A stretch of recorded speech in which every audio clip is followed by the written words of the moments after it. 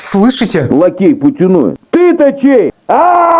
Соловьева вывели на прогулку. Ему дичайше повезло с тюрьмой. Настоящая Италия. Все, как он любит. Итальянская кухня 3 раза в день. Макароны с солью на обед, завтрак и ужин. В плане моды, одежды все качественное, оригинальное, сшитое собственными руками. Ну и самое главное, он надежно защищен от нацистов и фашистов.